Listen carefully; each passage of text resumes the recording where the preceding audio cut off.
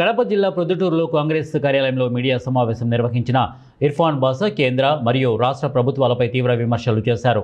ఇటీవల కేంద్ర ప్రభుత్వం గృహ వినియోగ ఎల్పీజీ గ్యాస్ సిలిండర్ ధరను 60 రూపాయలు పెంచడం, అలాగే కమర్షియల్ గ్యాస్ సిలిండర్ ధరను 115 రూపాయలు పెంచడం సాధారణ ప్రజలపై మరింత భారాన్ని మోపే చర్య అని ఆయన అన్నారు.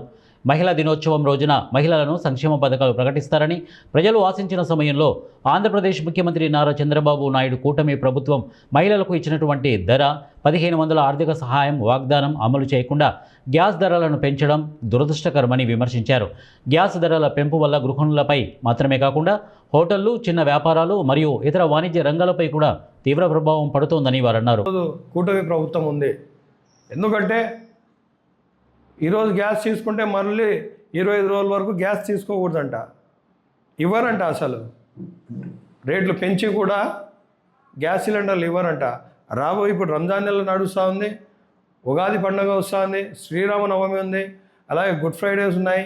ఇలాగా అనేక పండుగలు ఉన్నా కూడా వీళ్ళు గ్యాస్ ఇవ్వని పరిస్థితుల్లో మనం ఎంత గ్యాస్ వాడాలో కూడా కూటమి ప్రభుత్వమే చెప్తారంట.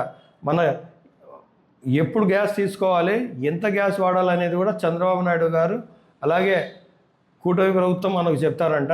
మనం వాళ్ళని పాటించాలంట. ఇది ఎంతవరకు సబబ్ అని చెప్పి మేము కాంగ్రెస్ పార్టీ తరఫు నుంచి మేము డిమాండ్ చేస్తూ ఉన్నాము, ప్రశ్నిస్తూ ఉన్నాము.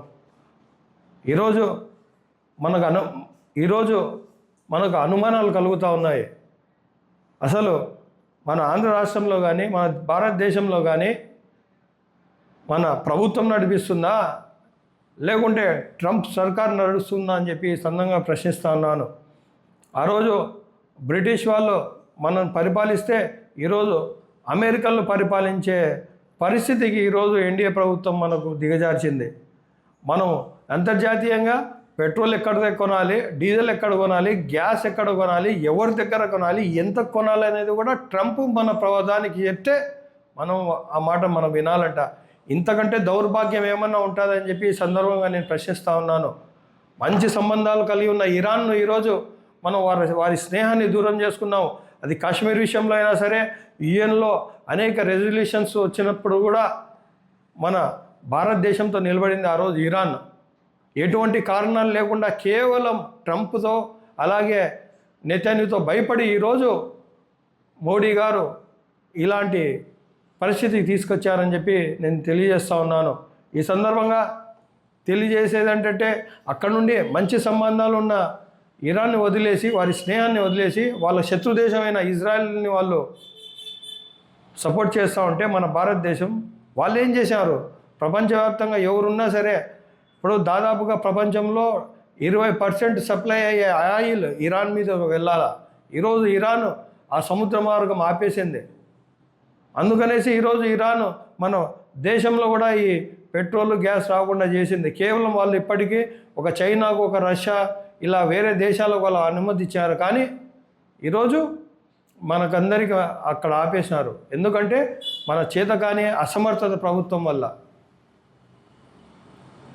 అలాగే ఈరోజు బహిరంగంగా అమెరికా ప్రభుత్వం చెప్తా ఉంది, మేము భారతదేశానికి అలాగే ట్రంప్ సర్కార్కు తరపు నుంచి మేము చెప్తా ఉన్నాము, 30 రోజులు వాళ్ళు రష్యా దగ్గర నుండి ఆయిల్ కొనుక్కోవచ్చు అని చెప్పి అమెరికాలో చెప్తా ఉన్నారు. మనకు పర్మిషన్ ఇవ్వడానికి వాళ్ళు ఎవరు? ఎందుకు ఈ స్థితికి దిగజారిపోతుంది కేంద్ర ప్రభుత్వం కానీ మన కూటమి ప్రభుత్వం కానీ?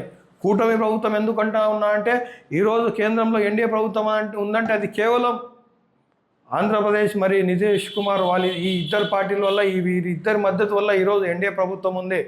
వాళ్ళు కేంద్ర ప్రభుత్వంలో నరేంద్ర మోడీ గారు